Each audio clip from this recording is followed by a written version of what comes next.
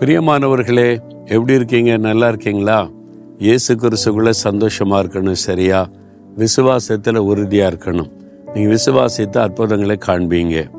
இந்த இடம் எது தெரியுமா? பெயர்சபா என்கிற இடம் இஸ்ரவேல் தேசத்தினுடைய தென்பகுதியில் இருக்கிற ஒரு பகுதி, தென் மாவட்டம். இது பக்கத்துல தான் பெயர்சபா என்கிற பெரிய பட்டணம் இருக்கிறது. ஆனா இந்த இடம் ரொம்ப முக்கியமான இடம். ஏன் தெரியுமா? விசுவாசிகளின் தகப்பனாகிய ஆபிரகாம் இங்கே வாசம் பண்ணி இருக்கிறார். இந்த இடத்துல பல காலமாய் அவர் தங்கி வாசம் பண்ணி இருக்கிறார். இந்த இடத்துல தான் ஒரு பெரிய தோட்டத்தை உண்டாக்கி அவர் கர்த்தரை தொழுது கொண்டார் என்று ஆதியாகமம் 21ஆம் அதிகாரத்தில் சொல்லப்படுகிறது. இங்குதான் ஈசாக்கை பிறந்தார்.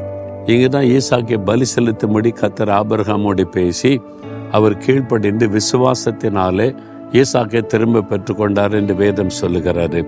சோதனையை விசுவாசத்தினாலே ஜெயித்தார். அப்ப விசுவாசிகளின் தகப்பன் என்று அழைக்கப்படுகிற ஆபிரகாம் அவர் வாசம் பண்ணின ஒரு முக்கியமான இடம் இது. உங்க வாழ்க்கையில நீங்க விசுவாசித்தீங்கன்னா அற்புதங்களை காண்பீங்க. விசுவாசத்துல பலவீனமா இருக்கக்கூடாது. எதுக்கு பயப்படுறீங்க? சோர்ந்து போறீங்க? விசுவாசத்துல பலவீனமா இருக்கிறீங்க.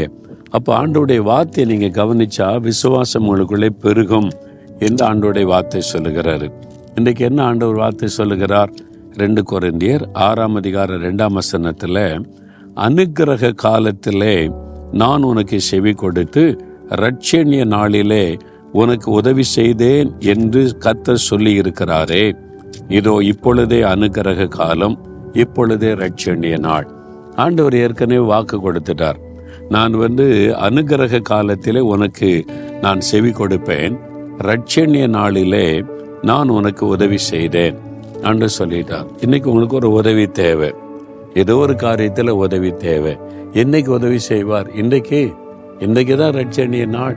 இன்னைக்கு தான் ஆண்டவர் உங்களுக்கு அற்புதம் செய்ய போகிற நாள். விசுவாசிங்க. இதுதான் ஆண்டவர்களுக்கு இரட்சணிய நாளாய் தந்திருக்கிறார். அப்ப இன்றைக்கு உங்க வாழ்க்கையில ஒரு அற்புதம் நடக்க போகிறாரு. அவர் ஏற்கனவே வாக்கு கொடுத்துட்டார். என் மகனே, என் மகளே, அனுக்கிரக காலத்துல நான் உனக்கு செவி கொடுப்பேன், இரட்சணிய நாளில நான் உனக்கு அற்புதம் செய்வேன். அதனால இன்றைக்கு தான் அந்த அனுக்கிரக காலம். அப்ப இதுவரை நீங்க ரட்சிக்கப்படலையா? பாவத்திலிருந்து விடுதலை பெறலையா? இன்றைக்கு தான் உங்களுக்கான ரட்சிப்பின் நாள்.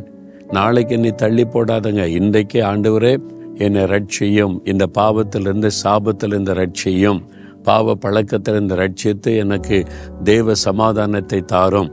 இதுதான் ரட்சிப்பின் காலம். இதுதான் உங்களுக்கான வேலை. இந்த நாளை விட்டுட்டீங்கன்னா ஒருவேளை இன்னொரு சந்தர்ப்பம் கிடைக்காம போய்விடலாம். உங்களுக்கு அந்த அற்புதத்தை செய்தா சிலுவையிலே தன்னை பலியாய் கொடுத்திருக்கிறார். அதனால இந்த அனுக்கிரக காலத்துல, ரட்சிப்பின் நாளில் ஆண்டவர் உங்களோடு பேசி கொண்டிருக்கிறார்.